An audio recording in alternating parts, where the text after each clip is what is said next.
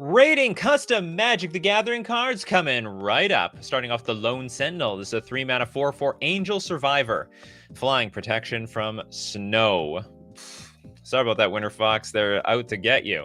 Okay, the Lone Sentinel enters with a palliation counter on it.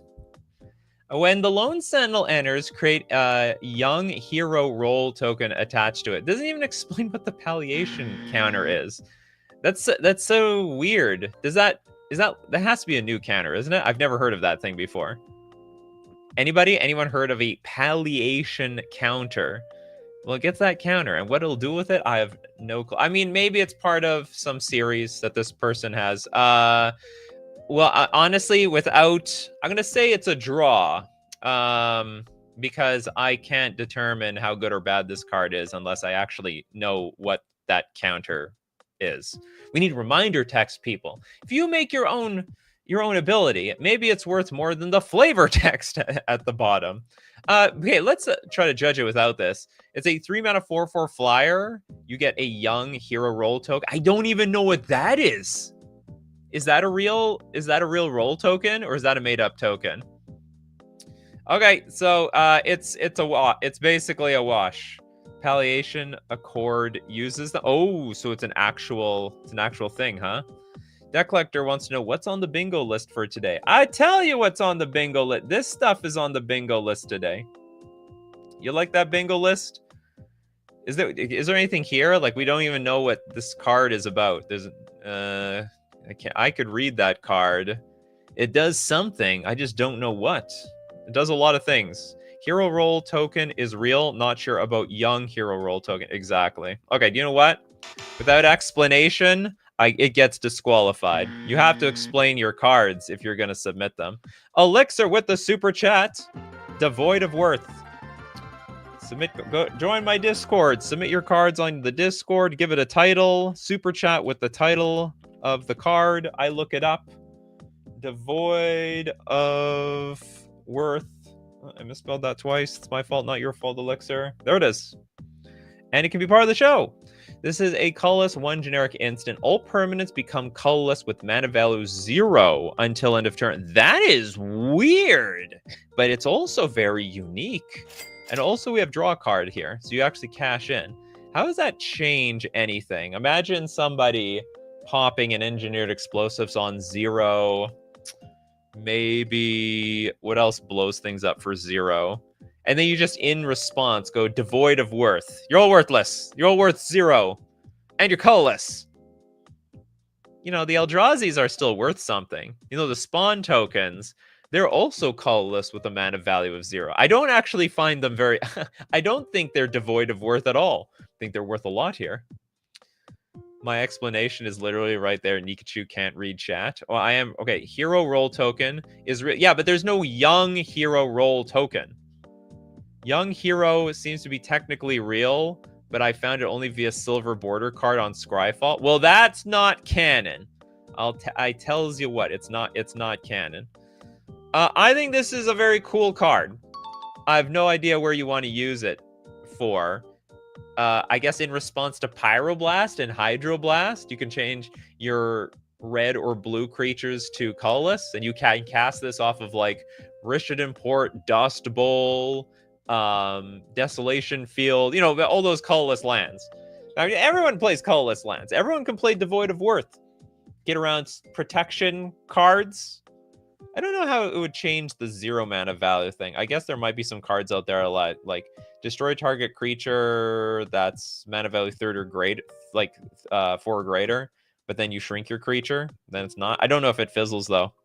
Not a judge on that part. Cool card though. Very, very cool. Freebie section. Back to the freebie section. We got Ristic Tipping. Oh, it's literally tipping. It's in European dollars, I would say. I was about to say this was Canadian money, but we only have like one funny coin in Canada, and it looks like there's a bunch of funny coins over here. So this is somewhere in Europe. Maybe in France. We got La Carta. No, hold on. El Rincon de Tio. No, okay, now I have no idea where this is. Maybe it's is it Mexico? I don't even know what the language is. Moving on. 2 mana enchantment. Whenever an opponent casts a spell, they may pay 1. If they don't, they are rude. This is worthless. This is a completely worthless card. It's like sort of an unset card. Can't believe I basically disqualified 2 cards from the freebie section. Unbelievable. Ooh, this plus temporary lockdown with Devoid of Worth.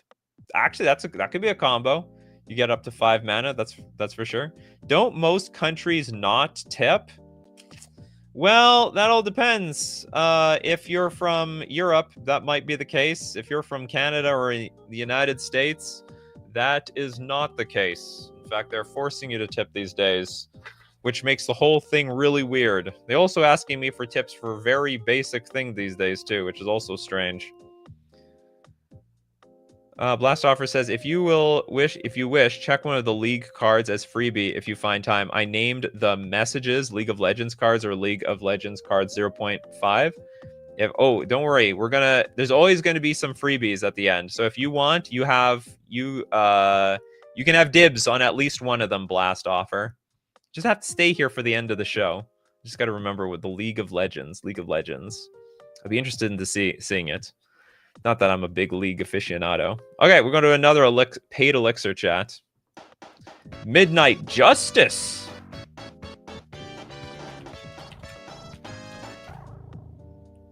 Midnight Justice is a 1 mana black instant. Destroy target creature if its controller committed a crime this turn. This actually is really good flavor. Justice at night. We got to get him back. We're going to get him back. We're going to break some skulls, I guess. Oh my god, you got this mob over here. Scary, but it's true at the same time. Yeah, destroy target creature if its controller committed a crime. You commit a crime. Well, we're going to take justice in our own hands for the most part. Pedgeman says, I have seen self-checkout in the United States that asks for chips. That is absolutely ridiculous. But it's true. It's so true. Would we like to pay the machine something that we did ourselves? If anything, the cashier should get a tip. That would be actually a neat idea, because I actually hate self-checkout, and I would be willing to maybe throw in an extra $1 to my poor cashier for a job well done, because stores these days are making me do it. Batman has had enough. We got to help Batman. If they commit a crime, don't worry. Midnight Justice. This is an excellent card. It's a fantastic card. It's clunky, honestly. It's more there for flavor than anything else. Not every deck commits a crime. So like if you draw this card and you're up against, say, like, I don't know, an Elves deck or something, they may not ever target anything of yours at that point. Yeah, of course, Solfman. Yeah, if you at self-checkout, you give a tip to the self-checkout machine, it is a donation. Donation to capitalism. Wow, it's so sad, pathetic. Sheelan says, if you want to see a legal magic card that creates a young hero token, Return Triumph is one of them. Return Triumph. Okay, maybe we're gonna go back. It's not unique to Silver Border. Okay, return target creature card with mana value 3 or less from your graveyard to the battlefield. Create a young hero role token attached to it. Enchanted creature has, whenever this creature attacks, if its toughness is 3 or less, put a +1/+1 counter on it. If you put another role on this creature later, put this one into the graveyard. Okay, back to Reddit. This thing has 4 toughness. What did it say? If its toughness is 3 or less, this is a redundant ability. This is just a troll. This is a troll card. I'm disqualifying it twice. Twice, damn it. It's good for I don't know. It's not good at all. Back to the freebie section. We have Gaia's Hut. What, does Gaia live there? This is a legendary land that looks like a green card. Gaia's Hut enters the battlefield tapped unless you control 2 or more forests. Okay. We have a 2-mana tap. Add green your mana pool for each creature you control. That's fine. That's not bad. In fact, they should print this card. What's wrong with that? Actually, this is great. We need actually more Gaia's Cradle alternatives. Actually, I don't know if we need more of those cards, but this seems actually totally fine. Because remember, the downside to Gaia's Cradle, it does nothing by itself. It needs the creatures in play. You have to build, if you build it, they will come, or at least the mana will come. And Gaia's Cradle, wait, what's the flavors for some? The majesty of Gaia's Cradle was beyond their reach. Yeah, of course, because it's too expensive, and it's not getting any cheaper. It's not getting any cheaper out there.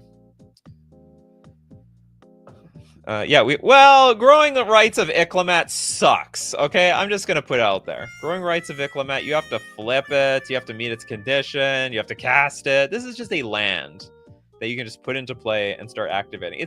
It's not that much different from, say, don't we have another card like this that it's at like a 3-mana or something? But like, it's not that much different from Nykthos Shrine to Nyx, in that you have to pay some mana to get your mana back. And in this case, it's not going to be a broken Gaia's Cradle. I think we can push it. Like, why not? Why not make this damn thing?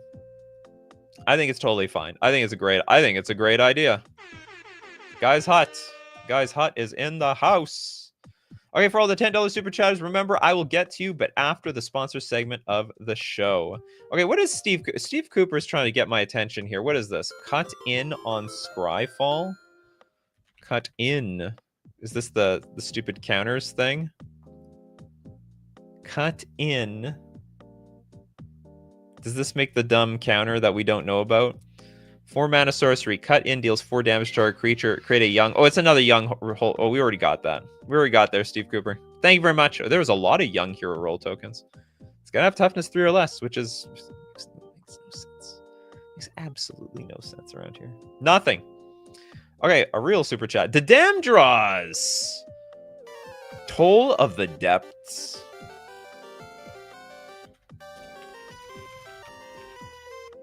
Elixir, I think you could work for Wizards of the Coast. Maybe they're scouting us. Has anyone ever got an offer from Wizards? But isn't Growing Rights just a tapped Gaia's Cradle because it transforms usually at the end of your step and is ready then? But not very early, right? Well, I don't remember the text of Growing Rights of Itlamok, but it's like it's not very, you do have to put some work into it. Oh, big, we already done this. I will absolutely accept that. We did this already. We did, yeah, we already looked at the young thing already. Good catch. That was a good one, Kano. It's not easy to get that one on the bingo card. That's a hard one. Okay, Toll of the Depths by Dedam Draws. A 2-mana enchantment. If a player would discard 1 or more cards, they may mill that many cards instead. Great card. So basically, if you're scared of hand discard, also, if a player would discard 1 or more cards, they mill that. So it also turns like overall discard into milling. I mean, imagine this plus, say, Wheel of Fortune. Everyone mills that many cards and just draws cards. Like, nobody loses anything. Which actually is a problem if your hand is empty, but is not a problem if your hand is full, right? This is a great idea. This is a great idea. What else could you do with this card? He could just have 7 fingers on his right hand. Not really. Not at my count. Not at my count. Combos with 1 or nothing. Well, does it? Does it? What would you do? Well, how is that even a combo? You play Toll of the Depths. You play 1 with nothing. You just like self-milled for like 8 cards. I think there's cards out there that do stuff like that. It's like mill 5 or 6 of your cards anyway. The problem with those cards is they don't draw cards, so you're just milling for the sake of milling. But a lot of the like reanimation or graveyard-like decks, they want to draw a card to keep the chain going. Would this improve looting and rummaging? Yes. So like Faithless Looting turns into draw 2, discard nothing, and you still get the benefit of building up your graveyard. So that would help. I do agree. So there are ways of breaking this thing. It's maybe that's probably just the way to do it. It's not even for milling the opponent, it's for milling yourself. Well, not discarding to the clause of things like faithless looting and careful study and stuff like that. Will Anderson's like, this card's broken as hell. I don't think it's that I think it's a card. Disenchant the damn thing. You ever heard of that? The whole point of the Lone Sentinel is that it starts as a vanilla creature. Someone names a card that can kill it, and then OP posts a new version that the named card can't kill. What do you... Who's the Lone Sentinel? Oh, this thing? I don't... Yeah, I'm moving on. I don't want to put my brain around that card anymore. The art Bad Touch. This big tentacle coming out of nowhere. It's a May ability, so it wouldn't be useful for milling your opponent. If a player would discard one or more cards, they may... Oh, that's true, actually. Yeah, that's true. Well, that's okay. We already decided that this is going to be busted for us and not useful for them. Or at least useful for us. What happens with Chain of Mephistopheles? I don't... You know what, Will? It's very early on in this stream. We're only 16 minutes into a 2-hour stream. I don't want to waste my mental capacity on that. Troll of the Depths, awesome card. Great idea. Okay, where are we? We're going back to the freebie section. You know what? You can ask me at the end of the stream where I can't answer the thing anyway. Can Tankerous Bridge guard? Well, this bridge is going to fall down with that guy that big. It's a 3-mana 4/3 troll defender. Whenever a creature an opponent controls attacks, if you're the defending player, can Tankerous Bridge guard deals damage equal to its power to that creature unless that creature's controller pays 2. It deals damage equal to its power to that creature unless that creature's control. So basically, it's like, it's weird. It's almost like Ghostly Prison. But you have the option to not pay the mana and let this thing just blast you for 4 damage. That's the option. Yeah, it attacks it. Well, but it doesn't... See, the things with, like, Propaganda, Ghostly Prison, like, you cannot attack. You're not allowed to. This card says, okay, you can attack, but your creature better be big enough, not only for, like, the damage it's going to be dealt directly to, but also, because it also can block afterwards. So it's effectively, like, 8 power worth of blocking. It's almost like a double striker. But also it can hit, like, multiple creatures at once. This card wouldn't see... Will Anderson's like, this card wouldn't see modern play. Interesting idea, though. Most of these cards are designed for Commander. Most of them are jank. Some of them break modern. Just happens. Dimitri, for whenever I get my next dono payment, availability, Horse Girl set or Sonic set. Ooh, Sonic. I don't know what the Horse Girl set will do. What is even a Horse Girl set? That is bizarre. But maybe it's a Yu-Gi-Oh thing. Yeah, good flavor text. You got to pay the troll toll to get in. You do have to pay that troll toll. Cool card. Very doable. Will Anderson with the Shamanic Summoning. Very shamanic of you.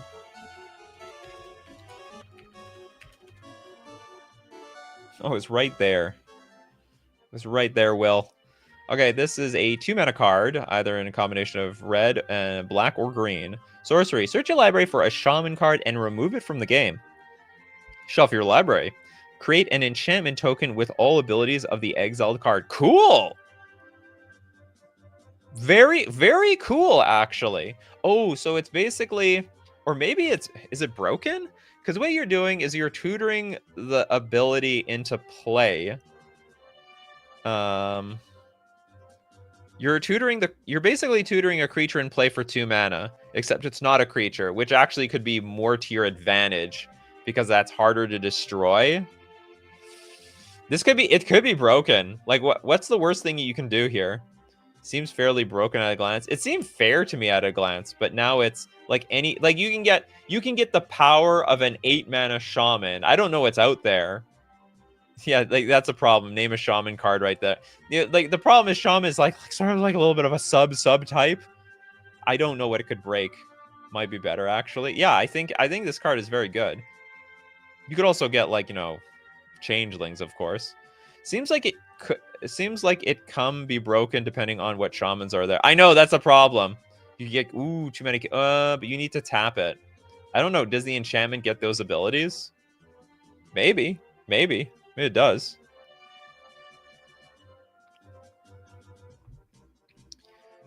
Enchantments usually don't have. Well, no, yeah. Enchantments usually don't have tap abilities. Are there any like it's only an enchantment as a tap ability? I think it's very rare, if it exists at all. Enchantments can still tap. Okay. Because like most of the enchantments I know that tap are also an artifact at the same time. So it's like it's the artifact side lets it tap, not the enchantment side. Okay, Pabno is let us in on the dirt here. There's a shaman with when this creature enters, create a 2/2 white knight creature token with vigilance. But it's not a creature in this case. A 3/3 green centaur creature token and a 4/4 green rhino creature token with trample. I wonder if this creature is replaced in the rules. Is it like this creature is replaced by this card? Because that's like a this is a judge thing. Judge, where's the judge? We need a judge. I also could use an adult at this point. I could also use a co-creator on this stream. Creature Lord. No, we don't have a judge thing here. No, damn. Only for the AI shows. This creature is this card. All right, it's broken. It's 2 mana, put 1 billion power on the battlefield. I get the idea, but probably has to cost a lot more mana. It has to cost a lot more mana. So it's just instant. Unless of course we want to ban this shaman so that shamanic summoning can exist. So yeah, unfortunately, I think the tutoring into play is just too powerful, unfortunately. Sorry about that. Or you just have to, you know what? You know the way to fix a card? You just add more mana to it. So like you make it like 6 mana and like, of course it's playable. Or it's safe, I should say. Tax evasion. This should have been pulled out during like April, right? This is a 5 mana legendary artifact. You may pay 1 instead of paying additional costs. I love it. So basically, instead of paying additional costs, we pay 1. I wonder how. Okay, now here's the real question: how does this interact with Trinisphere? How does that react? Or does Trinisphere always win, even in this case? It danger. I don't know. It doesn't danger. I mean, it's fine. I mean, and you're still paying something. You're just not paying enough. You're not paying your actual fair share here. Timestamp, more or less. Hey there, Tiger. I know, like that's how I understand Trinisphere. Trinisphere always wins in a battle between 1 million card reducing effects. Who would win? 1 million card reducing effects or 1 Trinisphere? Only the judge would know, but usually it's the Trinisphere. Wait, does this get past commander tax? Yes, I think it does. I think that's the whole point. This might even be the whole point of this card. So instead of commander taxing at 2 mana, it's commander tax of 1. Because you still have to pay 1. Oh, wait a minute. Or you may pay 1 instead of paying additional cost. Oh, maybe it's just 1 in general and never increases. Because I don't know if it's all costs or each individual costs, but like, yeah, maybe you like perpetually just pay 1 for it. But by the way, you are paying at least 5, so you can cheat on mana later in the future. Mike, what this? Okay, we're gonna get to your card. I swear, Mike. At the second half of the show. Sorry in advance. It's technically just 1 card. What is it, like a novel? What is with that super? That is a big super chat. You'll see why. Oh god. Oh god. Oh no. What is Big Mike up to? For big long novel cards. I remember Dimitri said that Dimitri wanted to pay me like $2,000 to read out like 4 hours worth of his cards. Hasn't taken me up on the offer. I don't even know if I want to take him up on that offer. That sounds so scary. The biggest of mics. Okay, tax evasion. I think this is a cool card. Might get banned in command. Well, I mean, there's so many commanders that cheat on commander tax already, right? There's that ninjutsu commander. It's a QR code? I hope not. Okay. You're welcome, Nikachu. I specifically suggested the $50 price tag. All right, thank you very much, Dimitri. Buffing up the costs of this show.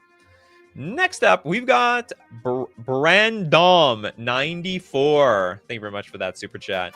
We'll look at Diavoli, the Black Phoenix. Diavoli,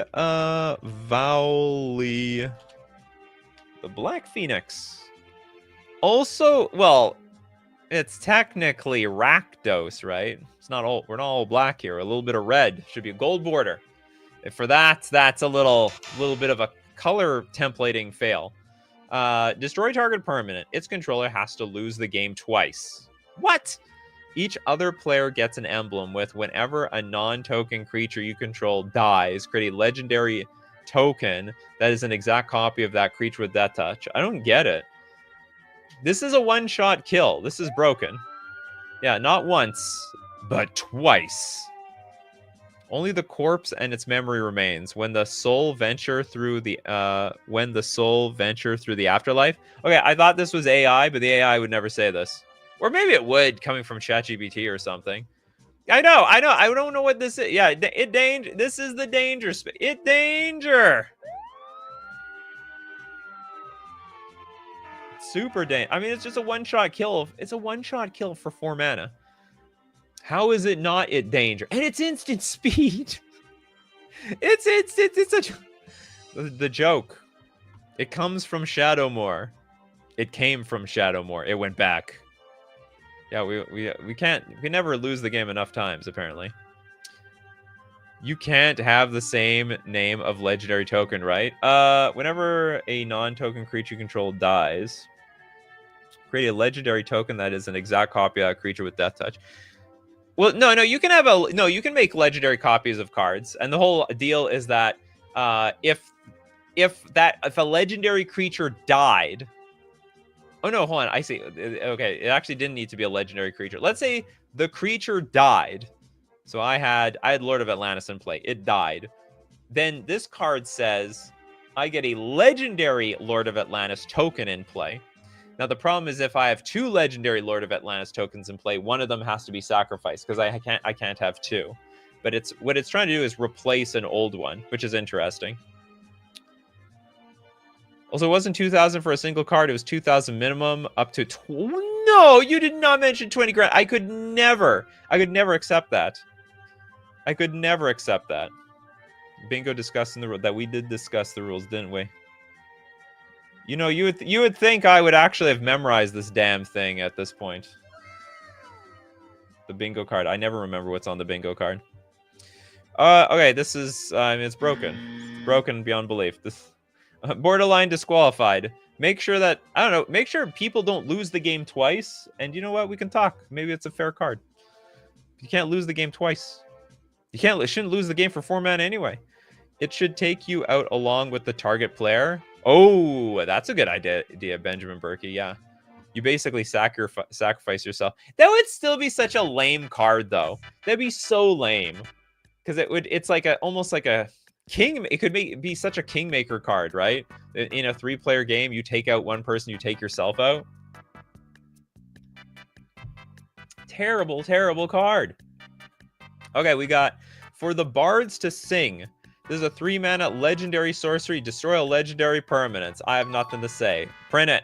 Print it.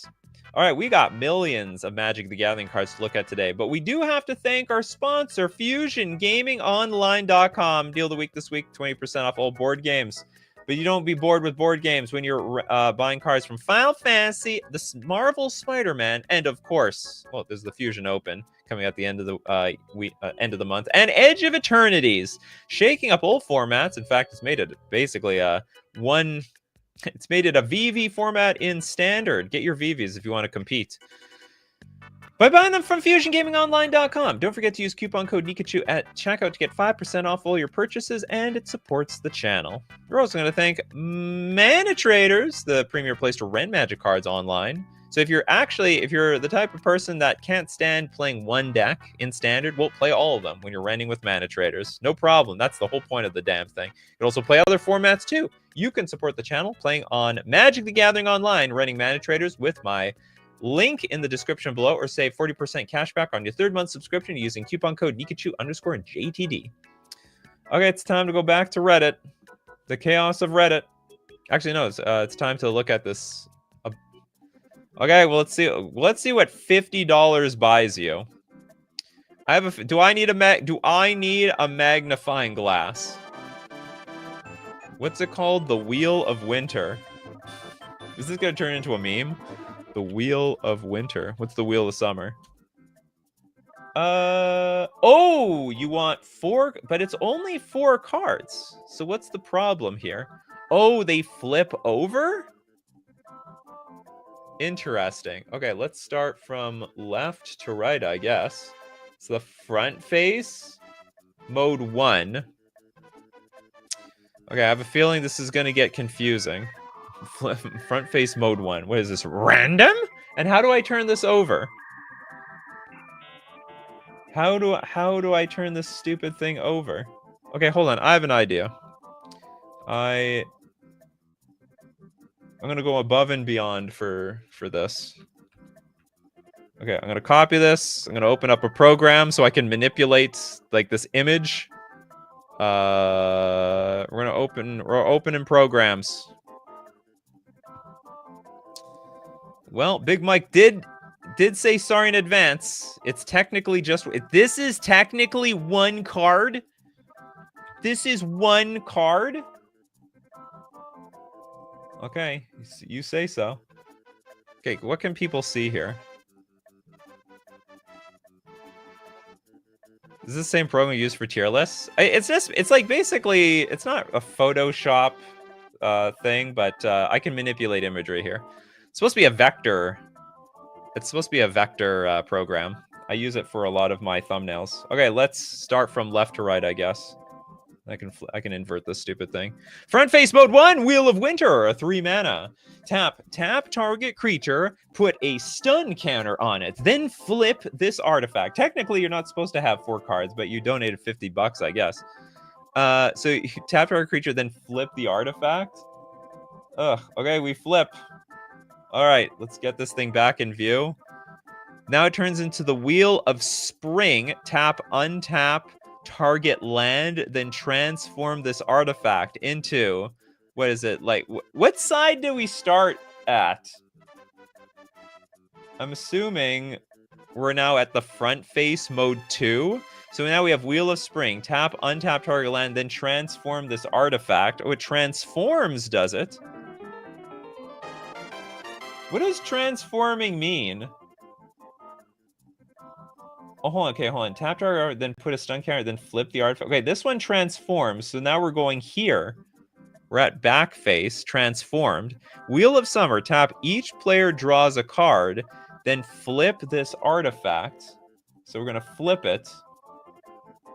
And it turns into the Wheel of Autumn. Each player discards a card, then transform this artifact into, what does it transform it into? The Wheel of Winter?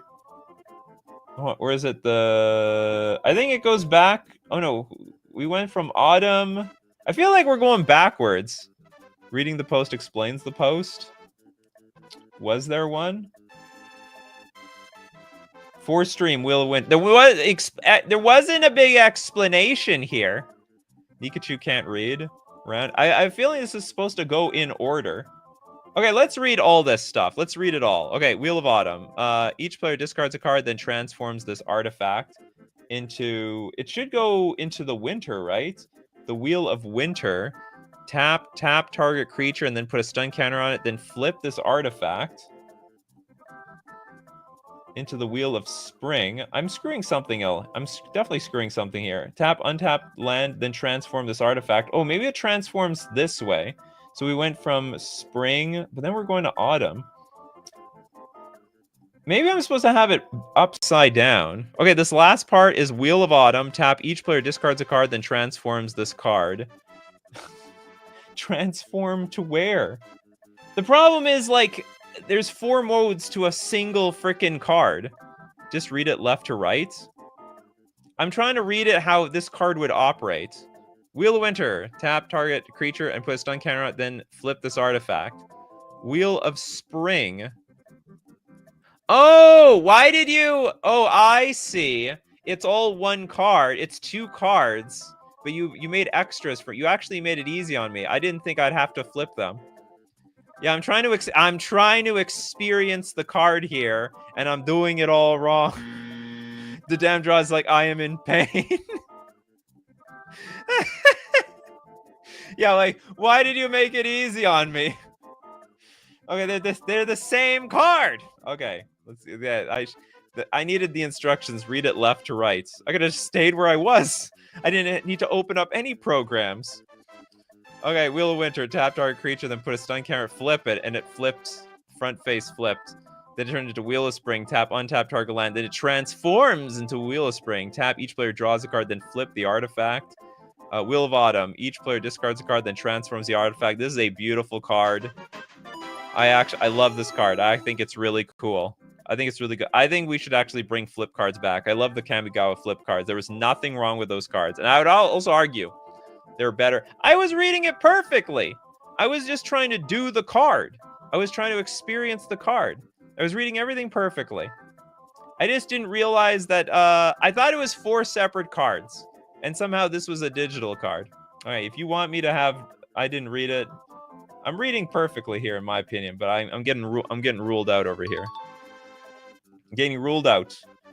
Okay, screw all this. Back to donations. Tap state doesn't change the flip. Okay, that's cool.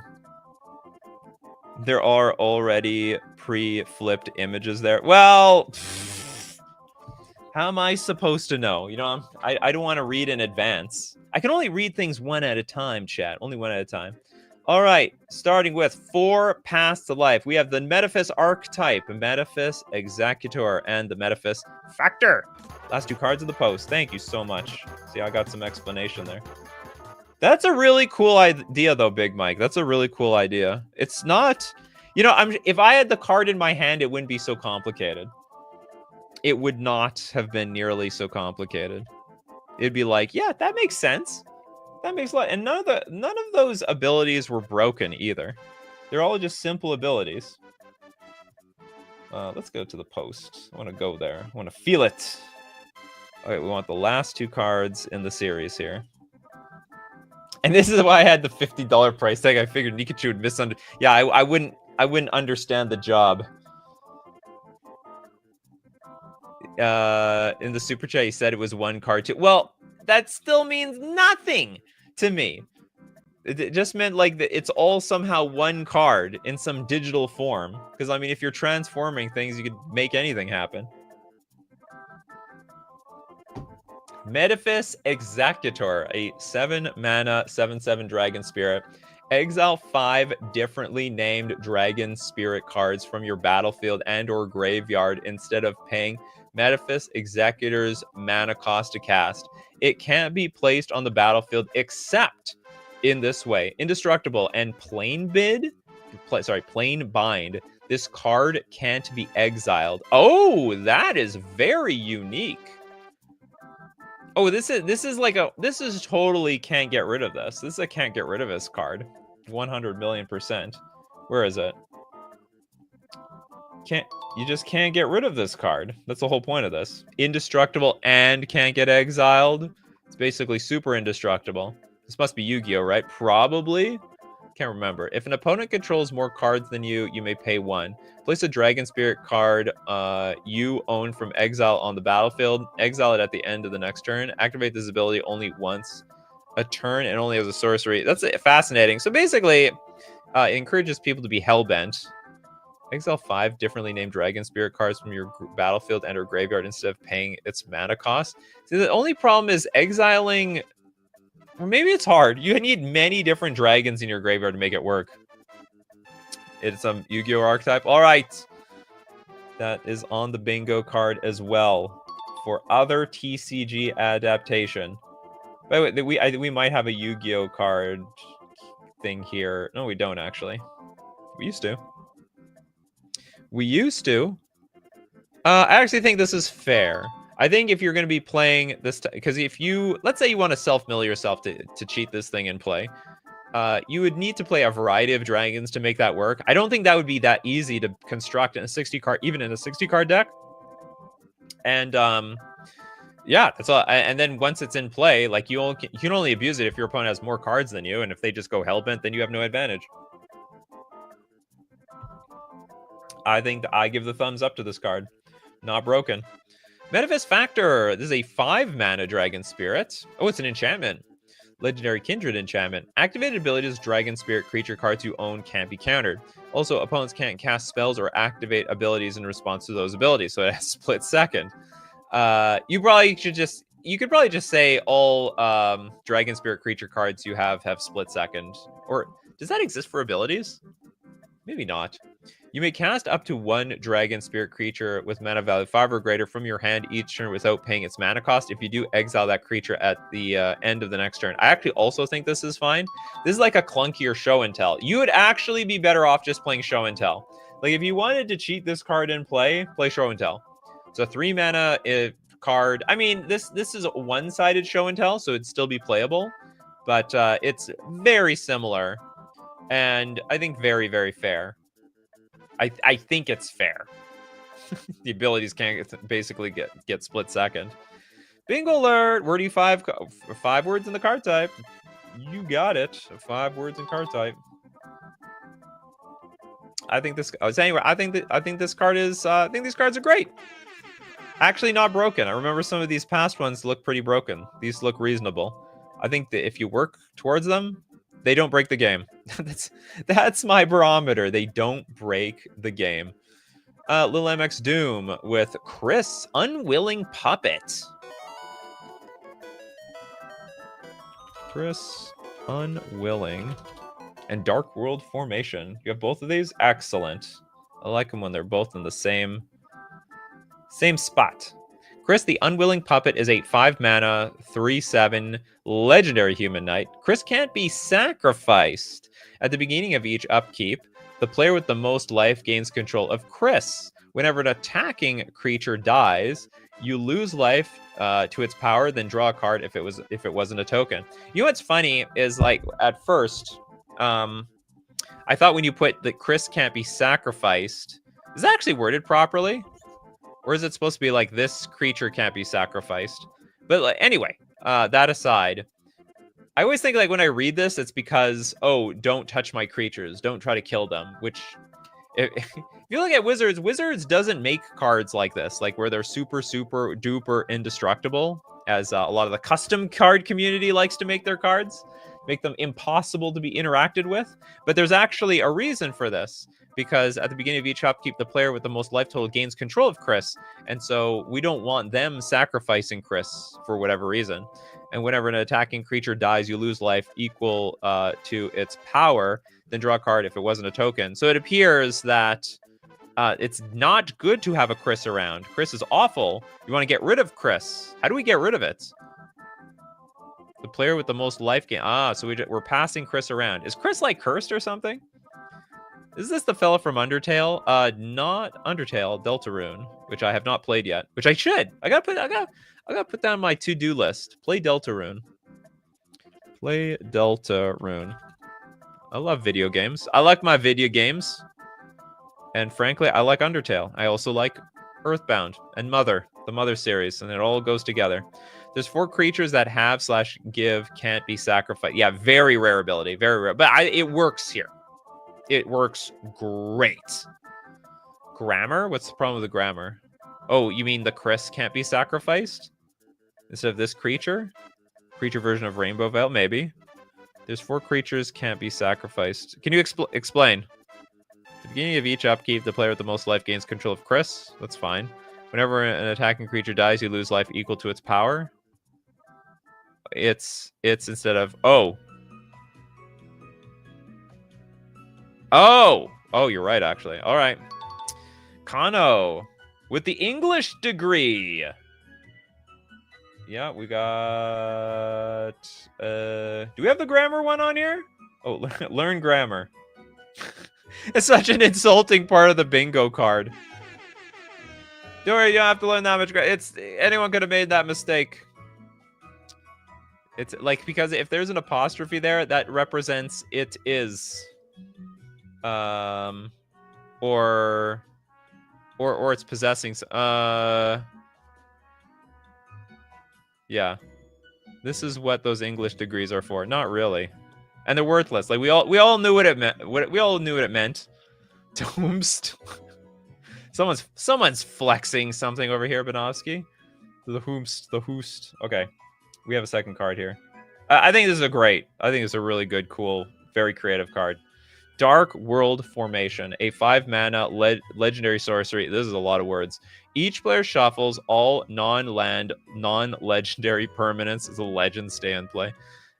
They control into its owner's library. Each player then reveals a number of cards from the top of the library equal to the amount of cards shuffled into their library this way. They may put an amount of permanent cards revealed this way onto the battlefield equal to the number of legendary creatures they control +1. So this really punishes people for no legendaries. So if you got like no legendaries, you're just screwed. Then they put the rest of the revealed cards on the bottom of their library in a random order. Exile Dark World Formation. I want to say this should cost more, because this is like an evil board wipe if you have no legendaries in play. It's a very, very... Well, you know, it's a wordy card, but honestly, I didn't have to lean in. I could actually read it from far away. Do we have a wordy card here? It is technically a wordy card. It's pretty wordy. Hats off to the creation of this card. It was clear enough. Super clear. Little MX Doom says, the reason for the effect, Chris doesn't have autonomy, and they hate the player for taking away their free will. Interesting. Huge flavor win. It's a legendary sorcery, though. Ooh, that doesn't matter if you have a legendary creature in play, right? Like, I think if you're casting this card, you're only going to do it when you have legendaries in play. Because if you don't, it sucks. The idea is, I think you should have more legendaries in play than your opponent does. But it doesn't shuffle the lands away, so it is just basically like a board wipe. Yeah, that's fine. Flavor win is a bingo square, right? It is a bingo. You are right. It is a bingo square. Man, we're going to cover this bingo card today. Oh, it might be a really, really long show for the wrong reasons. For the wrong reasons, chat. Kano, Heartless Summoner. So it's not quite Heartless Summoning. Heartless Summoner. We are summoning things today. Okay, this is a 3-mana human cleric, a 1/5 creature. This creature deals damage to creatures and is dealt damage in the form of -1/-1 counters. Pay 2 life. Remove a -1/-1 counter from this creature. Until end of turn, creature spells cost 2 less to cast, and creatures enter with a -1/-1 counter on them. So you just made Heartless Summoning the creature. Did we need another one? Honestly, I think Heartless Summoning sucks. I think the card is terrible. I never thought that card was very good. And so now we're making a 1/5 version of it for 3 mana, I guess. Until end of turn, creature spells. Yeah, but I mean, it would have to be a flash creature, right? It's only until... Is it until end of turn? Or is it forever? Yeah, it's just until end of turn, so... It'll help my Merfolk deck. I got a lot of flash cards. In fact, I might even Tishana's Tidebinder this for 1 blue mana. Or Tishana's Tidebinder, whatever else you put in play. Heartless Summon has combo. I know. It's all jank, though. It's all jank. I know Heartless Summoning is such a fun card for people to build around. There is like... Is it broken? Is there like one CEDH deck with it? Is there one CEDH deck? If there's one, I'll agree. I think that has potential, but I don't know how to break it. This is exactly... This is perfectly describing Heartless Summoning, Steve Cooper. You basically summed up Heartless Summoning for the last, like, 20 years. It's like, I think it has potential, but I don't know how to break it. And people have tried, and they have failed miserably. They have absolutely failed miserably. If it reduced abilities, it might be a complete game changer. Let he who is without CEDH deck cast the first spell. I feel like Heartless is better for normal constructed than CEDH.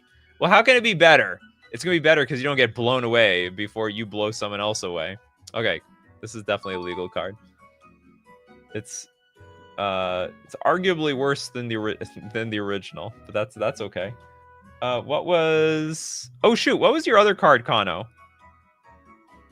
Where is your super chat? Or is it on this? Is it in? It's not in the same. Or is that just? Did you just donate one? Where is your other super chat? Kano. I gotta go back into the past. I cleared your super chat by accident. Well, not by accident. I did everything on purpose. Kano. There it is. And Urza's rooms. We're going to get a room card. Urza's room. Land with mana cost plural. Let's go. Let's effing go. Ooh, it's big. It's big. It's Urza's kitchen. Honestly, not very impressive. You would think that some guy who owns the property of a power plant, a mine, and a tower could have a far more fancier kitchen. But you know what? Maybe he's like a little classic, you know? Maybe he's a little classic. It taps for a colorless. Is this a land? Oh, it's an enchantment land. This is very... What the hell?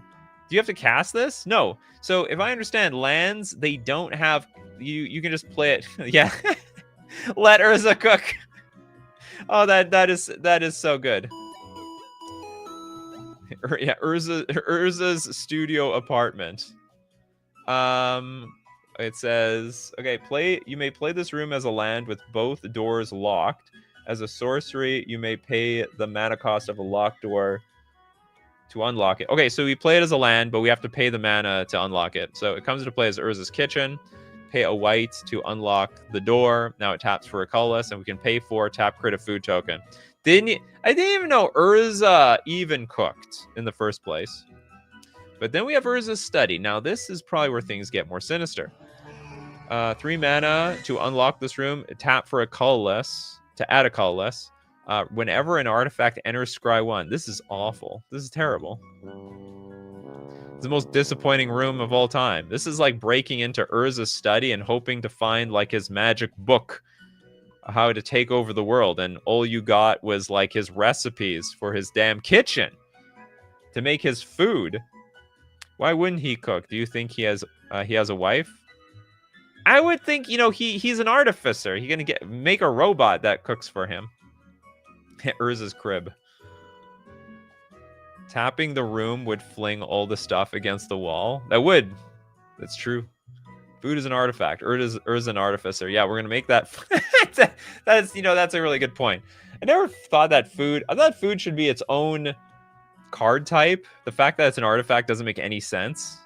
Yeah, make Karn cook. There we go. Karn knows how to cook.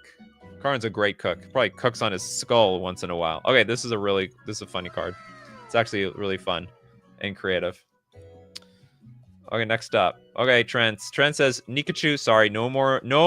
Oh, sorry, Nika. More Mortal Kombat. Oh, we are getting Mortal Kombat. Great, but couldn't choose, so you choose Shao Kahn and Quan Chi, or double-faced Liu Kang and Liu Kang Dragon form.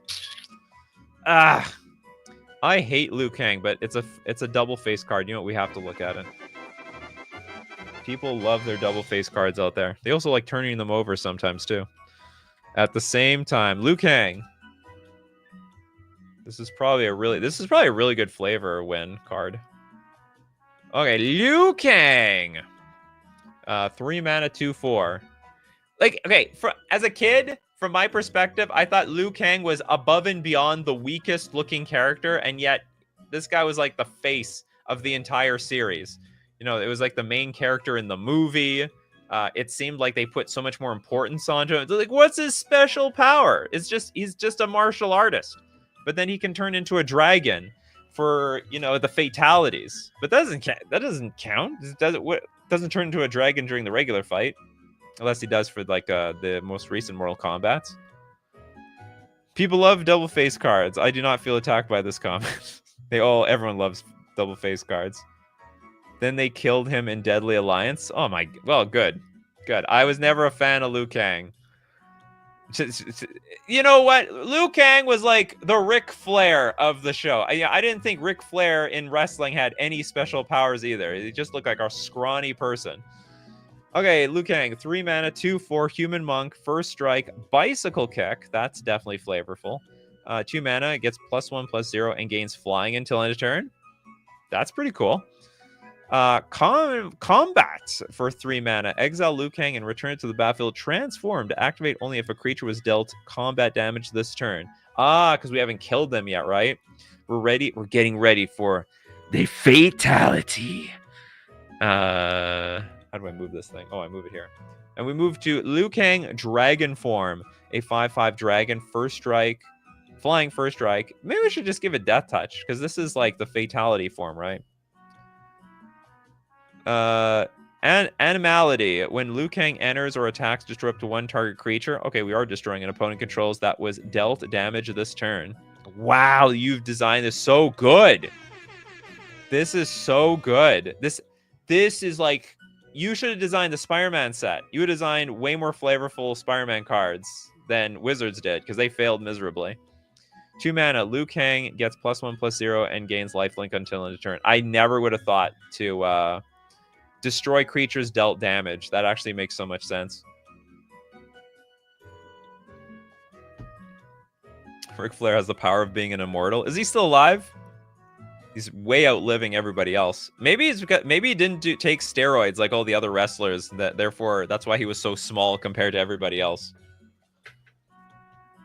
Wait, Mark Flavor win. That is a double flavor win. That's a, yeah. That was so much flavor. Here, we'll put even in another color, a little bit of orange, just to show how that this was like it's a double. We doubled the flavor win here. Okay, next up, we're gonna look at Rockman, Rooney Rockman. On mobile right now. Please forgive the long post name. Don't worry, I can look it up. I just have to actually look up a little bit of the post name.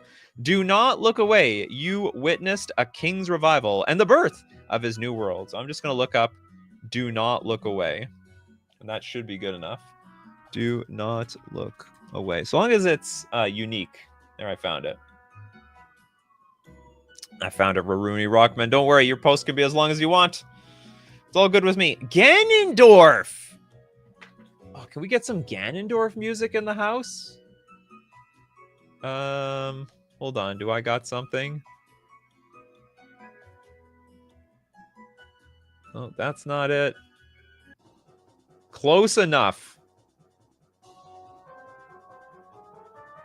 Okay, we got some Legend of Zelda here, just for Ganondorf. This is a 6 mana 6/6 human warrior. Is he human?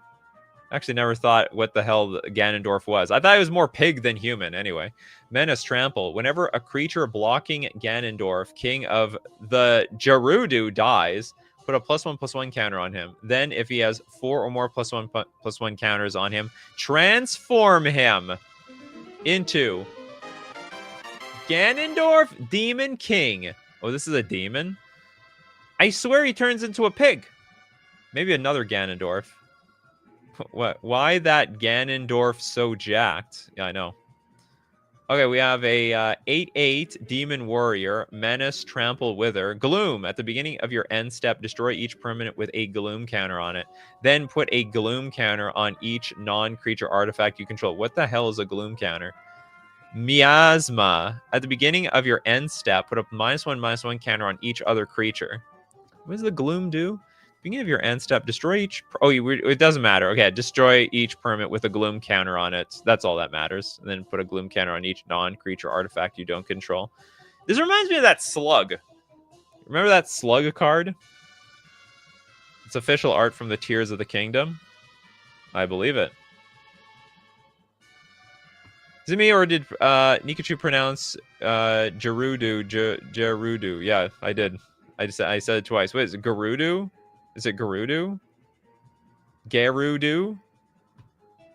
I guess it's Japanese. Gerudo. Or Gerudo. Toxrill, yeah, that's what I was thinking.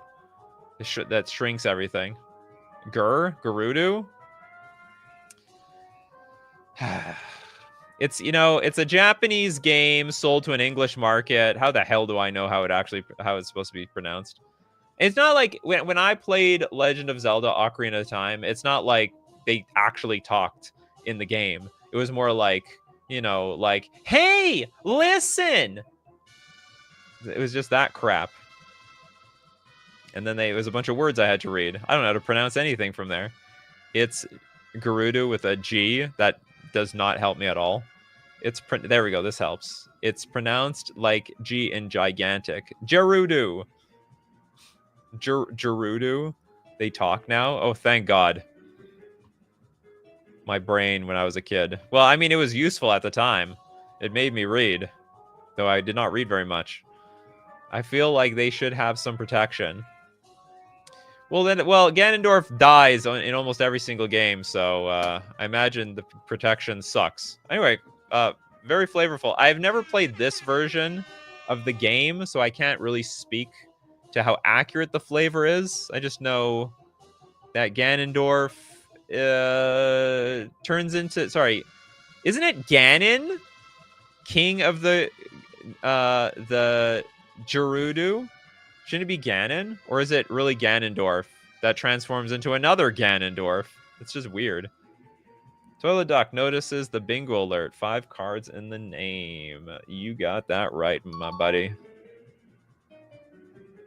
I've only heard it spoken as Jarudo. Wow.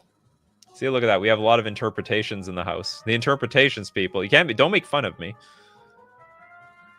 It is flavorful. Okay, good. Ganondorf is his human form. Ganon is his beast form. Oh, so he went from human form to human form. But he was a demon warrior afterwards. What the hell? He was still Ganondorf. I guess I have to play the game to understand. I didn't play the game, so I'm screwed. Winter Fox, welcome back.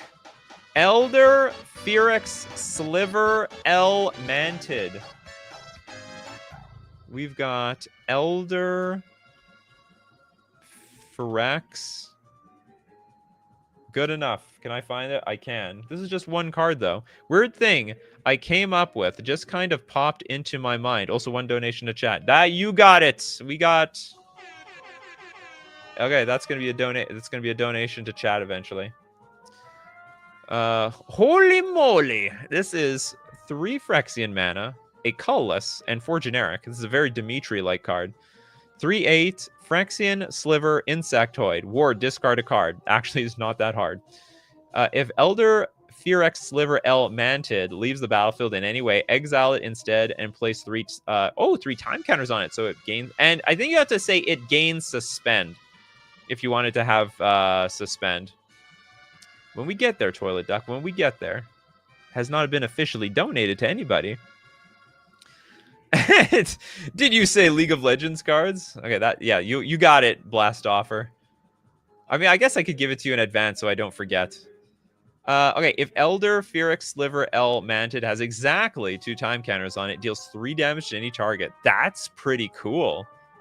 And also very dangerous because it's hard to interact with a card that's in exile. If Elder Phyrex Sliver L Mantid has exactly 1 time counter on it, place it on the battlefield under your control, then remove the time counters. I think the card needs to gain suspend for the time counters to go down as written. I think Zach is right. The card probably doesn't work as written because what would happen is, I mean, well, it does work, Zach. It's just, it won't do anything, right? I think you just like, if it leaves the battlefield in any way, exile it instead with 3 time counters on it, and then it just sits there. Because it needs to gain... When you have suspend, that's when you're removing a time counter every turn. If it doesn't have suspend, then it gains 3 time counters that just sit there and do nothing, effectively. Yeah, you forgot the suspend. All right, so as is, the card does not work. But that's okay. We know how to make it work. It was an easy fix, actually. It was a super easy fix. Should be when, not if, for the last 2 triggered abilities. That I would never have caught. When... Oh, yeah, I see. Yeah, if, yeah, instead, it should be when. Or I shouldn't be... oh, I see. Yeah, so this is like a trigger. We're waiting for when. It's a good catch. See, I would never... For as many cards as these I've reviewed, I don't catch that stuff. I don't make cards. I just react to them. And everyone seems to be pretty happy about that overall. Okay, there's a bunch of $5 super chats. So let's get to that dono. Let's look at... What is it called? League of Legends? Is that all I have to look up and I'll find it? Okay, let's look at that super chat. League of Legends from Blast Offer. Which one? Okay, one. You have like a lot of League of Legends cards here. Do you have a specific one you want to look at? Tiger loves League of Legends. I heard it's a terrible, terrible game to get into, which actually makes me even more interested. From Lanny. You have 1,000,000 cards! You have 100 billion cards here. You just want me to take one at random? I'll take one at random. Well, where's like a Jinx? Where's something from Arcane that I can relate to? I don't know any of these guys. I don't know this one. I don't know this one. Do I sort of know this guy? Was this Ambessa's like henchman? I think. Braum, friend of Poros. This is a 5-mana 4/4 human hero. Didn't seem like a hero in the movie. Defender, landfall. Whenever a land enters under your control, create a 2/2 blue Poro creature token. That's actually really cute. And that would be the coolest token to own. You have a bunch of these fuzzy little guys everywhere. None of the arcane cards yet. Oh, where's my arcane cards? Damn it! It's not the same guy, but they got the same mustache. It's the same mustache, chat. It must be him. It must be. I would know that. I guess it's fashionable in the arcane universe. What is it called? What's their world? It's not coming to my head. Runeterra. That's what it is. Nikachu with the mustache envy. You know, I mean, I sort of like it on the villains. It looks pretty good on a very villainous person and on a very heroic person. So I actually like it. Here's chat. We're here.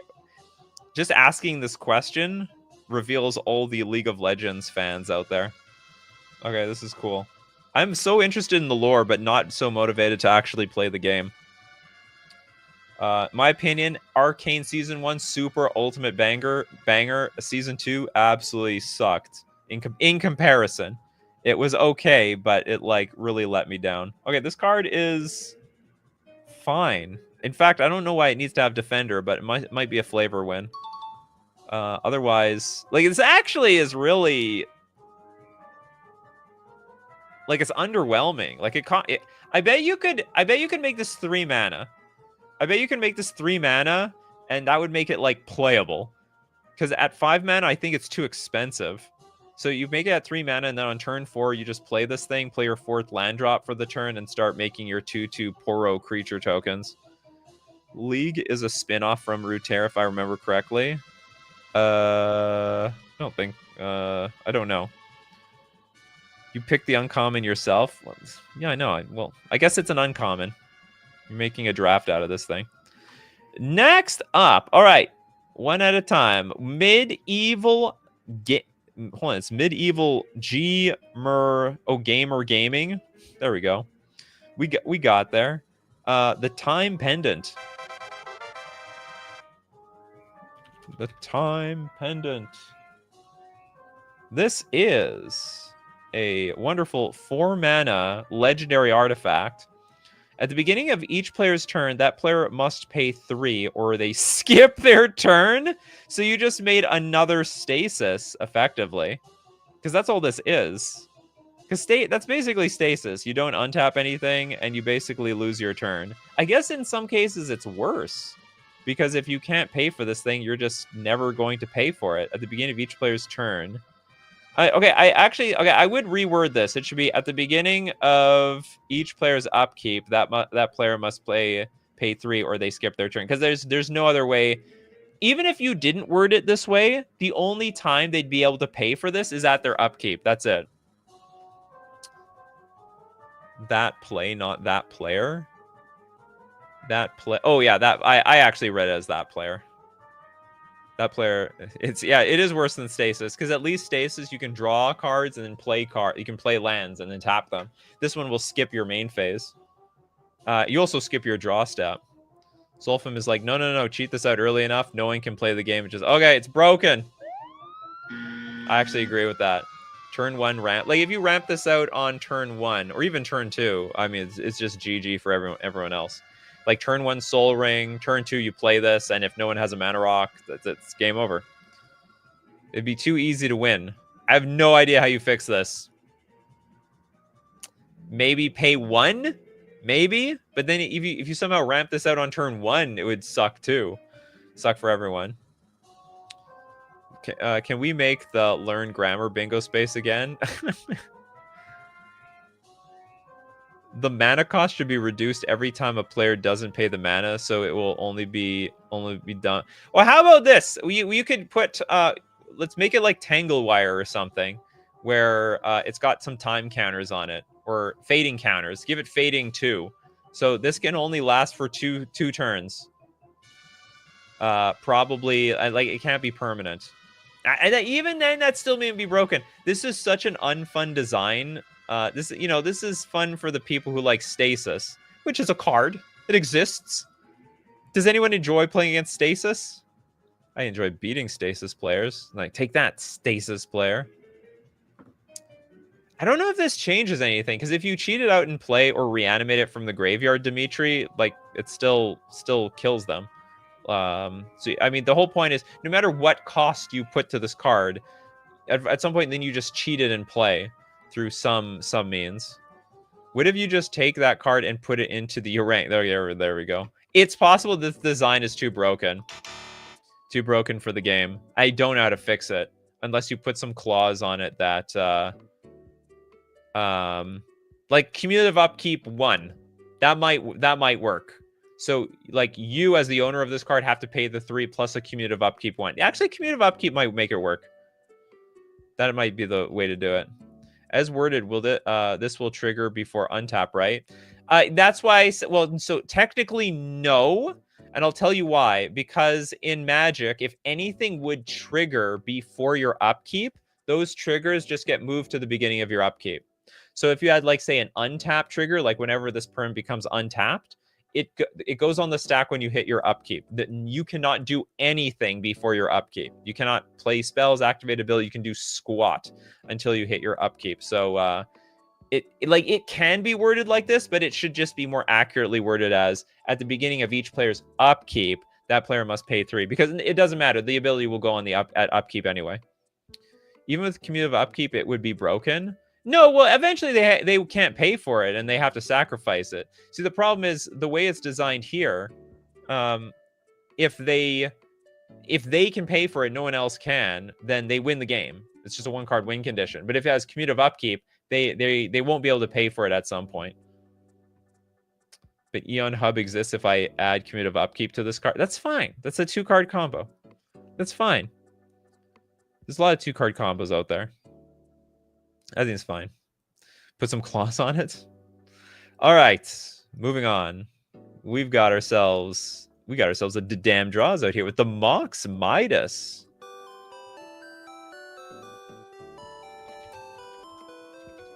I know how to make a Mox fair. I can do it, says the damn draws.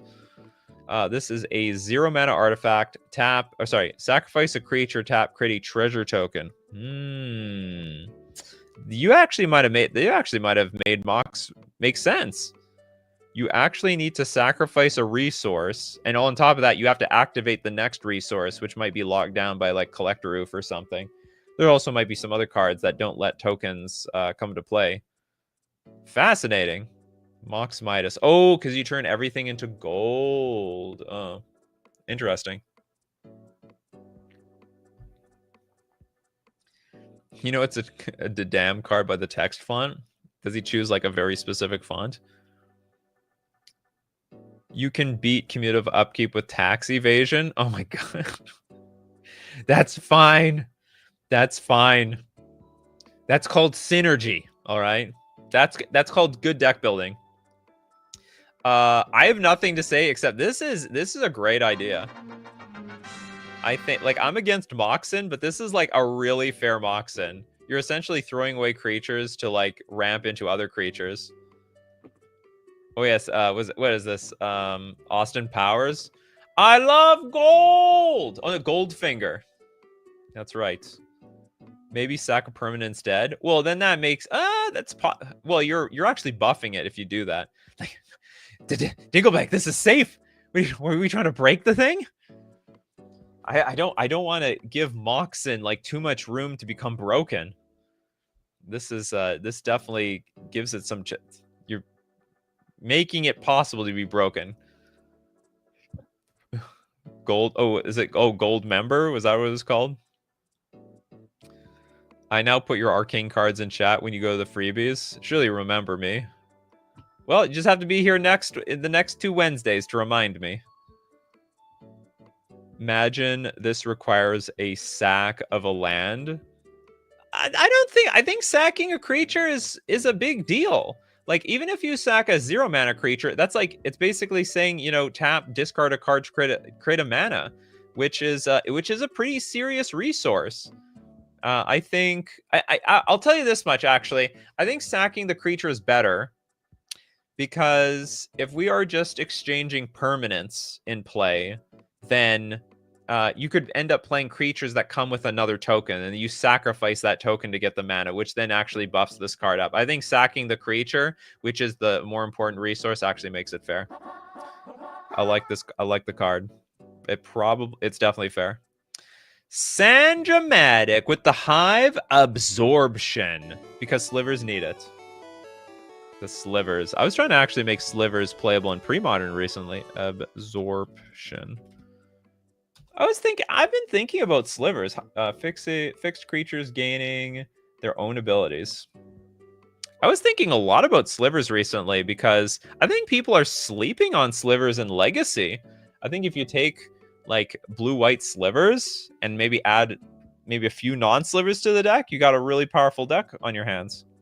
Hive Absorption is a 6 mana aura enchant creature. You control enchanted creature. Enchanted creature is a sliver in addition to its other types. Slivers you control gain.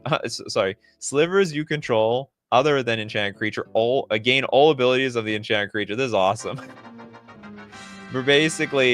We're swiping. So it's mind control plus turn it into a sliver and give all the slivers the ability. You might just completely one-shot somebody with this card.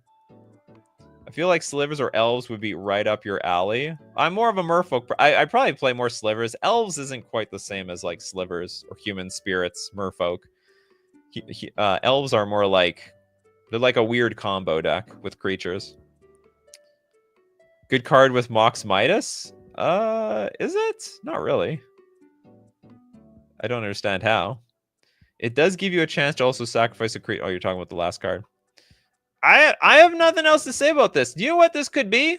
I think it'd be 5 mana. It's Wooburg, for crying out loud. I don't think it could be, like, Mind Control already exists for 4 mana, and it's double blue 2 generic. I think if you're spending Wooburg on this thing, that is all game.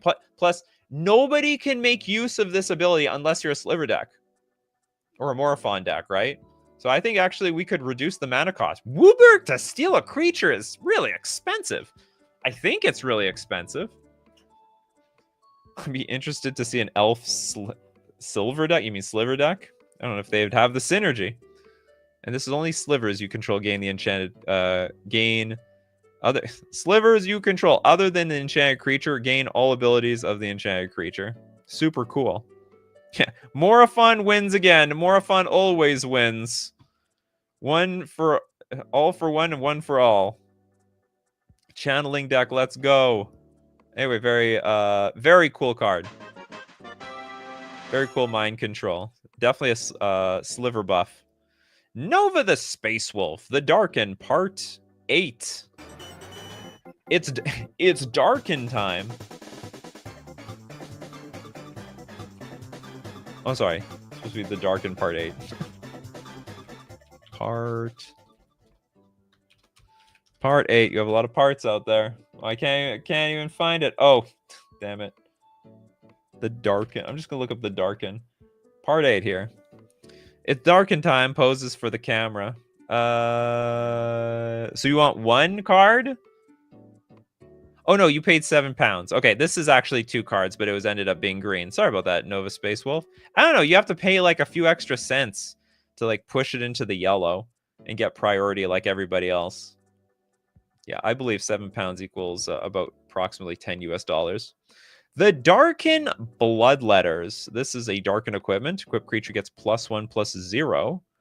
And if the creature equipped with the Darken Bloodletters is destroyed, and its name is not Darken Thrall, create a 1/1 token human cultist creature called Darken Thrall. With the first time an equipment is equipped to this creature, it gets +2/+2. So you want to wait until next turn to equip, and then you'll have the power. Bingo alert, new non-creature type. We can't. Okay, whatever. We have a new darkened creature like literally every week. We have a darkened creature every week because of Nova the Space Wolf. If we see him in chat, if we see Nova in chat, we might as well just mark this thing off. Honestly, the exchange rate is annoying, but worth it. That's why I need you, Dimitri, to vouch for me. Give me a good review. The exchange rate sucks, but it's worth it. Actually, it should be better for you. Isn't the US dollar collapsing at the moment? So it's that these custom card streams should get cheaper for everybody. Hence the non-creature. Whatever. Okay, equip for 1 mana. And then, of course, we have... Oh, yeah, it can be cast for the other side. So we have Xolani. Oh, I don't... Before I go too far, because then we may not come back. I like this Darken Bloodletters because a big problem with equipping creatures is that if you spend money to equip the damn creature and then the creature dies, what are you equipping with it next? And this solves that problem because you will always have a creature to equip to. So they effectively need to spend 2 removal spells or remove the initial creature immediately when you equip it in order to really deal with it. But if you ever get this locked on a creature, it's good value. And I think that helps buff equipment. Most equipment is like terrible. Most equipment is just terrible if you actually try to attack with it. Xolani is a 6 mana 7/7 Darkened Ascendant Warrior. As an additional cost to cast this card, sacrifice a creature you control. Trample. When Xolani is destroyed, transform Xolani into the Darkened Bloodletters instead of putting Xolani into the graveyard. I think that's worth it. So basically, if it dies, you get something anyway. It's like, it reminds me of those cards like instead of it going to the graveyard, exile it and return it back to the battlefield as the Darkened Bloodletters. Do I mark the wrong bingo? Bottom middle column. New non-creature type. Oh, because it was a creature. Hold on. Is there not like a darkened thing on here too? Well, it works anyway. Look, that's a Darkened Ascended Warrior. Okay, we have 2 here. New creature type, new non-creature subtype. And that gives us a bingo. That gives us a bingo, chat. That means we're going to give a freebie away at the end of the show. We don't have that many super chats, so we're going to be giving out those freebies very quickly. Where the hell did this come from? Didn't you get 2 super chats, Elixir? The hell is this? CSD? This is a donation? CSD. Custom Stream Dono. 0 mana instant. As an additional cost to cast this spell, sacrifice $5. Choose a chat creature at random. Then that creature names a card. Review the card with the chosen name. NCY, no card yet. All right, thank you so much, Elixir. Very flavorful. Okay, that is we can make that an immediate dono. Does anyone need a card? Has anyone who has not got a card today want a card featured on today's show? Just name yourself, and we'll look at it, or I'll keep an eye out for you. Yeah, it's a fun flavor. So everyone can always keep looking, can shout out the custom stream dono card. Zach Magus wants one. We'll look at Stone Spirit. Let's look at Stone Spirit. This is a 1 and an X 0/2 Stone Spirit, more stone than spirit in my opinion. As Stone Spirit enters, sacrifice X other creatures. Defender and Haste. Other creatures you control have +1/+1 if they share a creature type with any creature that died this turn. Tap Stone Spirit phases out. I want to say, like, this reminds me of some really old designed Magic the Gathering cards, like from Alpha and Beta. Where out, like, you know, the first 4 years of Magic the Gathering from 1993 to 1997. You've got this like weird casting cost. Enters the battlefield, sack like a bunch of creatures to enable this thing, which probably is not very good for you, because you need those creatures on the battlefield. You spend a lot of time and you spend a lot of mana on those creatures. It has haste, but it can't attack. And then other creatures you control, which you sacrificed already, have +1/+1 if they share a creature type with any creature card that died this turn. And only this turn, and tap Stone Spirit phases out. It's from the AI stream. Did it? Was it from the? Is it the same card for card? When you wasted it with, well, whatever. It was your card. You spent the dono the way you wanted to spend the dono, Zach. You spent the dono. All right, we got Deck Collector with daffodil eared Javanese. My brain is getting screwed up here the way I'm reading this. Just look up the Javanese. It's not Japanese. It's the Javanese. Sounds creative though.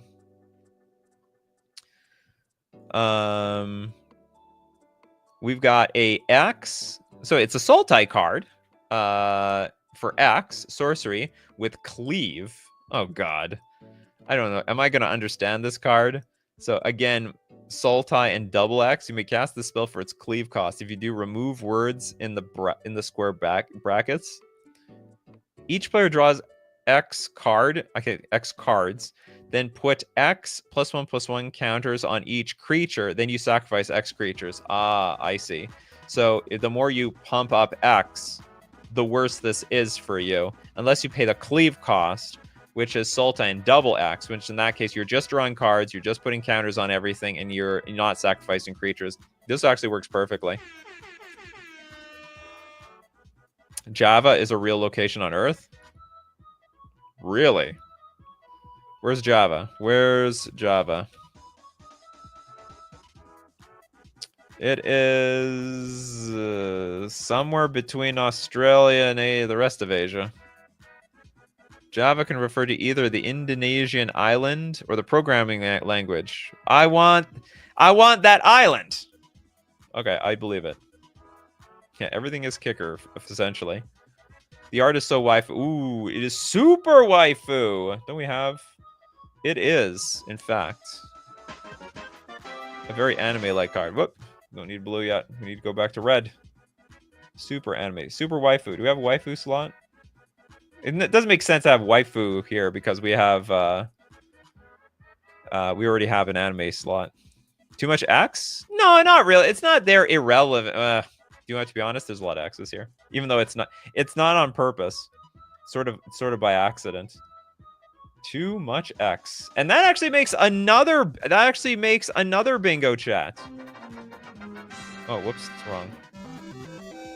We have 2 freebies at the end. I have nothing else to say about this guy. It's a good value card. It's actually really balanced. This is one of the few cards I think of today. It looks like exactly word for word. Sorry, maybe not perfectly word for word. The design is exactly what Wizards would make if they were making this type of thing. Makes a lot of sense. Did they have any cleave costs with X? Maybe not. There was a dono earlier for chat.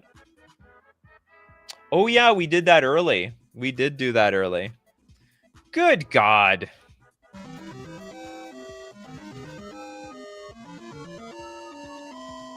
We have 3 donos. The donos, they're piling up. They're piling up. Exactly. There we go. We have a pun over here. We got a funny person in chat. We someone's funny. It's okay. It's all about. We're all having fun here. Yeah, I have nothing else to say. Great card. Okay, next up. We've got Michael Canham, Exploitative Extraction. Nikachu. Hey, Nikachu, long time no see. I don't remember your original username. Michael Canham. I feel like Well, everyone lost their username. You got to go back. You have to go into, what's it called? Yahoo, not Yahoo, YouTube Studio, and you have to change your name to whatever it used to be. Exploitative extraction. Maybe you were Michael something.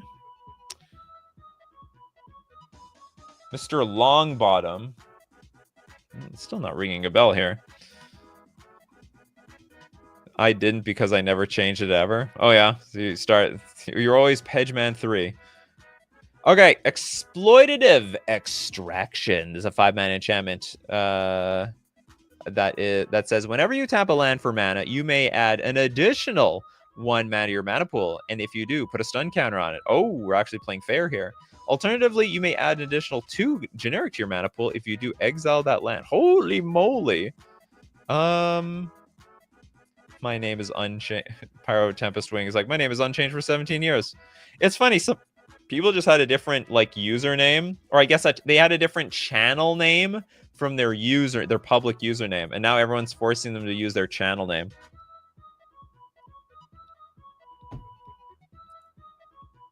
Toilet says, fun thing to do, combo this with cards that say remove a counter without specifying the counter type. I completely agree. It's a great idea. So basically, you're just adding double mana for nothing. I think the cost is real. I also think this is a very expensive card. Probably could be 4 mana. Like, what it basically says is, okay, for 5 mana, on next turn you have access to 15 mana. I think that's perfectly reasonable. Shouldn't it be the colorless symbol? Yes, actually, you're right. Actually, yeah. So it shouldn't say 1 generic. I mean, this is just old templating, but that's fine. How often does this help you more than it hurts you? That's the question. So I think when you play something like Exploitative Extraction, you're hoping for you might even be comboing off next turn. So you're going to hope for a really big turn that sacks maybe most of your lands. But you're not planning you're not playing the game to go that much longer. Yeah, but it's going for the big win. You're going for the big win with this card. You're gonna exploitatively extract. Michael's gonna dig a hole. Hopefully come out ahead. I think it works. Very well, nice designed card. Where is it? Okay, next deck collector, Rock's Wall. Hope I pronounced that. Rock.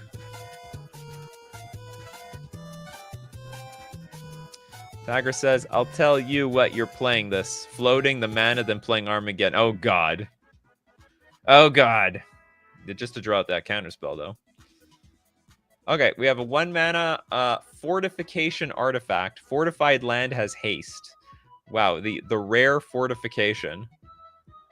If this AI picture sucks, look, the wheel is going in the wall. This is terrible.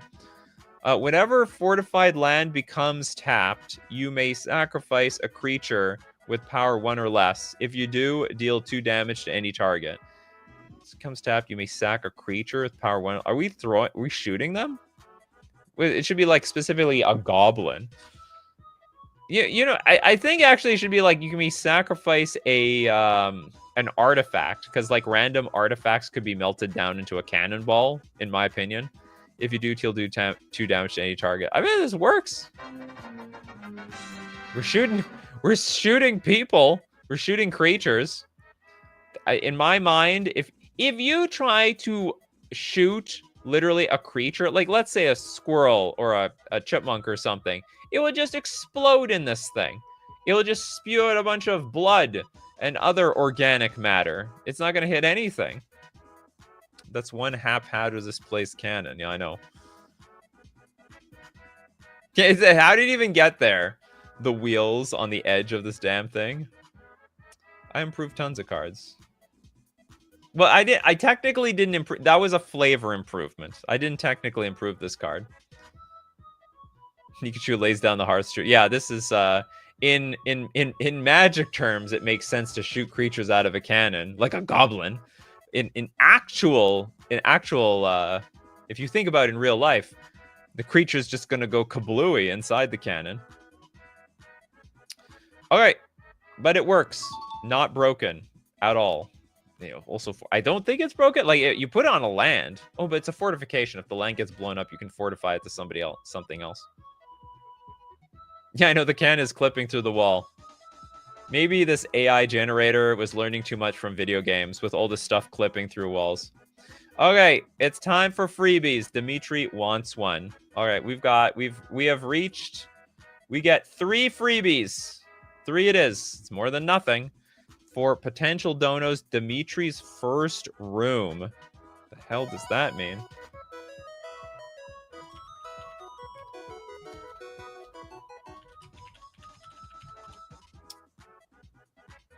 Ah, for this. All right, Dimitri's first room.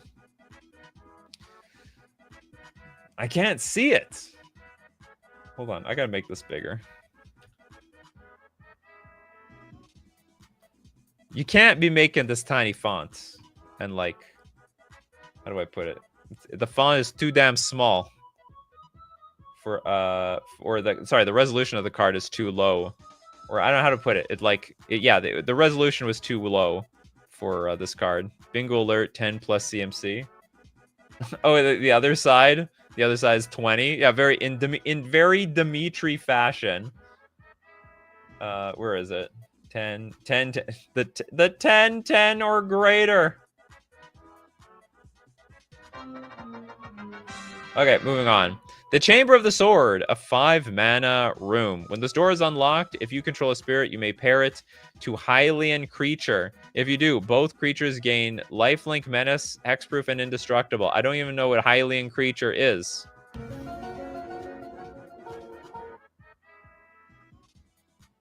Oh, did I get the wrong one?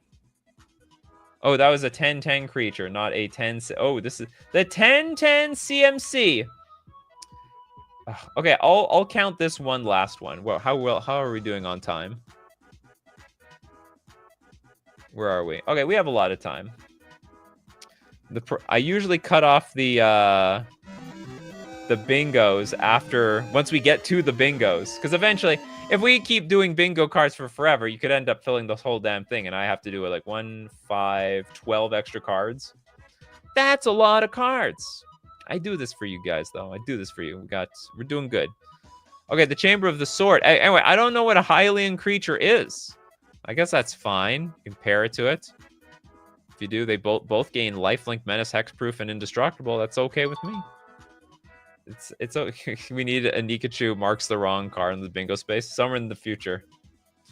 Okay, the Master Sword's pedestal. Oh, the Hylian creature. So like anything from Ocarina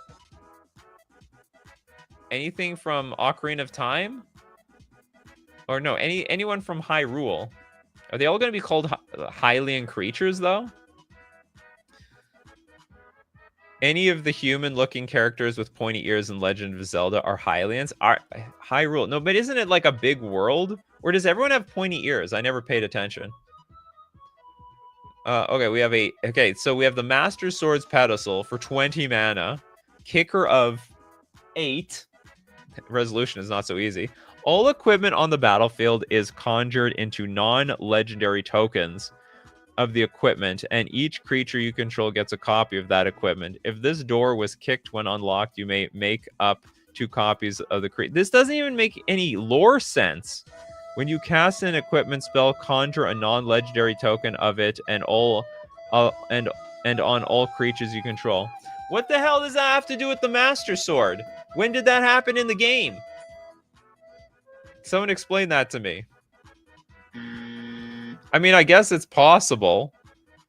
All equipment on the battlefield is conjured into non-legendary tokens. It's turning into... Okay, it's legal on Arena. We'll just say that. It's legal on Arena. This card doesn't work. Didn't we put we already had this card doesn't work. It's already been late. It's been done. Can't be done twice. How many times do you want that thing done? Okay. Thank you very much for your card, Dimitri. Okay, we now have... Because I have to keep track of these bingos. Okay, we have 3 more bingos now. 3 more Okay, who wants a freebie?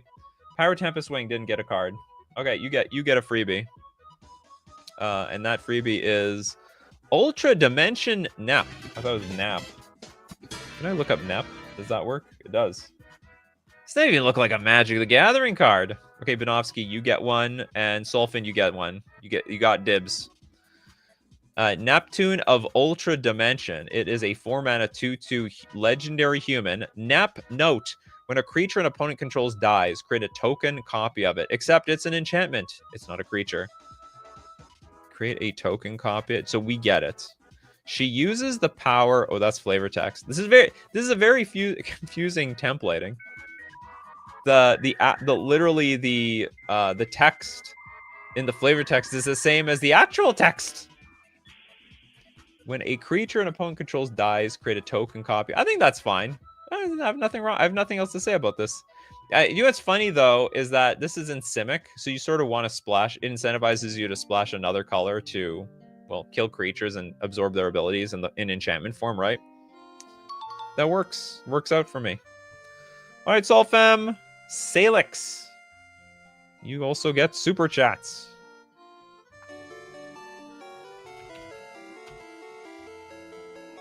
The ancient, I guess it's this top one.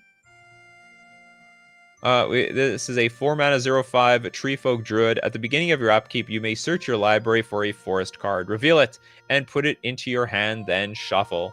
Discard 2 forest cards. Search your library for a mono green creature card, reveal it, and put it in your hand, then shuffle. That is pretty impressive. That's actually a very fascinating idea. So discard 2 forests, and you get to tutor for things. During your upkeep, you may search your library for a forest card, reveal it, put it into your hand.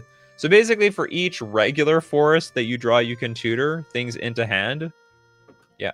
Big Giat! Just pick the card with the best waifu art that hasn't been featured yet. What?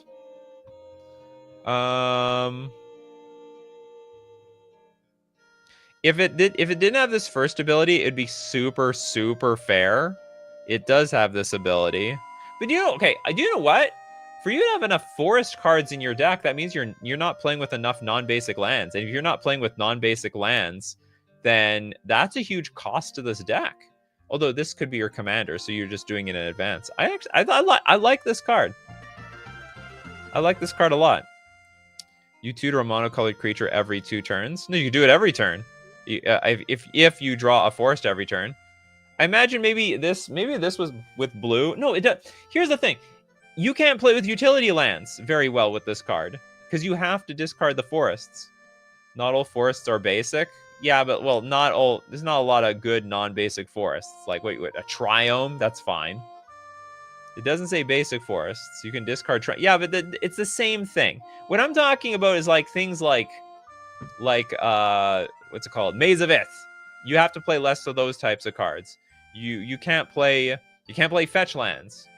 What else can you not? And if you're playing with triomes, you're playing with fetch lands. You know it.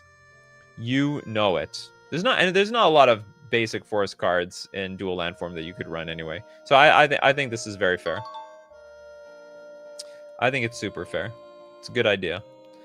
Okay, who got the last one? Benovsky wanted a card. Raging Hound.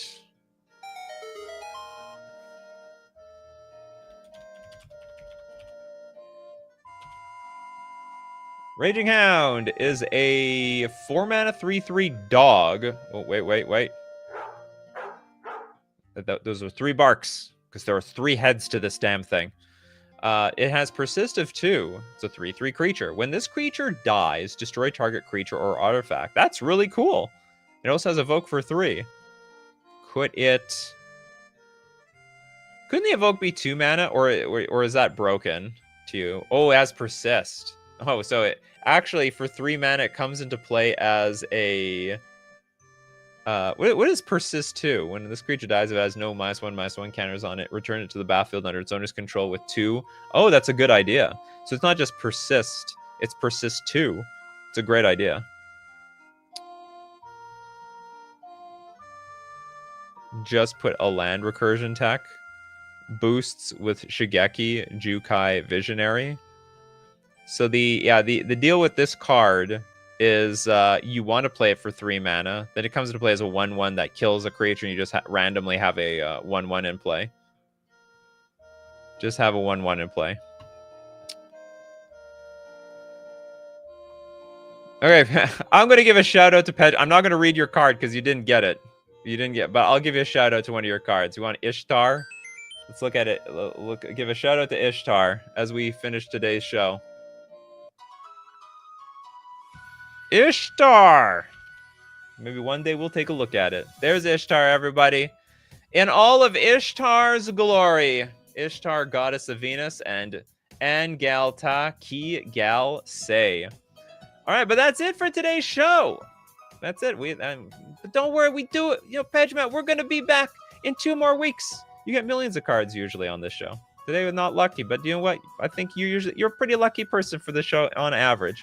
We do the show weekdays, 3 p.m. Central Standard Time. Be there or be square. Thanks to everyone who supports the show. If you're a patron on Patreon, a member on YouTube, or you super chat to be part of the show, or even super chat so other people are part of the show. And of course, thank you so much for everyone for being here today. People like Zach, Jeff, we got Kano, we got Viro Car, Dimitri is back, Tiger, Steve Cooper again,